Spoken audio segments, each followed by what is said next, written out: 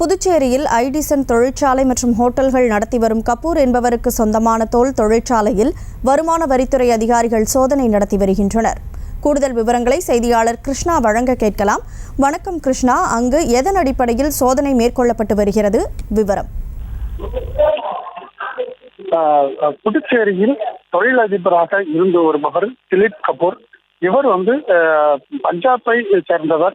இவர் சிறு வயதிலிருந்து அரவிந்தர் ஆசிரமத்தில் தங்கி புதுச்சேரி வாசியாக தற்போது இருந்து வருகிறார். இவர் புதுச்சேரி அரவிந்தர் ஆசிரமத்தில் படித்து வளர்ந்து திலீப் குமார் ஆரவில் சொந்த வீடு கட்டி வசித்து வருகிறார். இவருக்கு சொந்தமான ஐடிசன் தொழிற்சாலை ஐடிசன் என்ற பெயரில் தோல் பொருட்களை உற்பத்தி செய்து உள்நாடு மற்றும் வெளிநாடுகளுக்கு ஏற்றுமதி செய்து வருகிறது.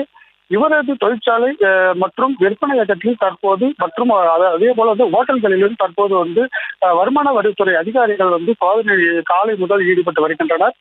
10க்கும் மேற்பட்ட இடங்களில் இதனுடைய அலுவலகம் சார்ந்த இடங்களிலும் வருமானத்துறை அதிகாரிகள் இந்த சோதனையில் ஈடுபட்டனர்.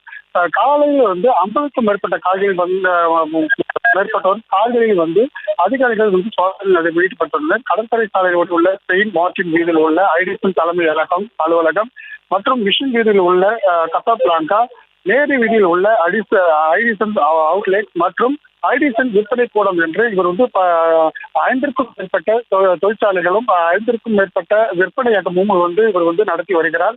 அதே போல கடற்கரை சாலை ஓரம் உள்ள பிரமனட் ஹோட்டலிலும் இந்த சோதனையானது நடைபெற்று வருகிறது. தொடர் சோதனையானது காலை முதல் நடைபெற்ற வேளையில் பல வருடங்களாக வருமான வரி ஏய்ப்பு செய்யப்பட்டுள்ளதாக தகவல் வெளியே வந்ததை அடுத்து தற்போது 50க்கும் மேற்பட்ட வருமான வரித்துறை அதிகாரிகள் 3 குழுக்களாக பிரிந்து அந்தந்த பகுதியில் காக்காந்தோப்பு, நேரு வீதியில் உள்ள ஐடிசன் விற்பனையகம், அதே போல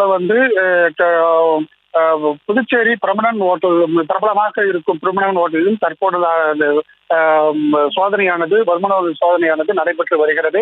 இது எந்த அளவுக்கு வருமான வரி ஏய்ப்பு செய்யப்பட்டுள்ளது என்பது அந்த வரி ஏய்ப்பு செய்யப்பட்டது குறித்து வருமான வரித்துறை அதிகாரிகள் குறிப்பு சொன்னதுக்கு அப்புறம் தான் இந்த தகவலானது தற்போது வெளியே வரும்.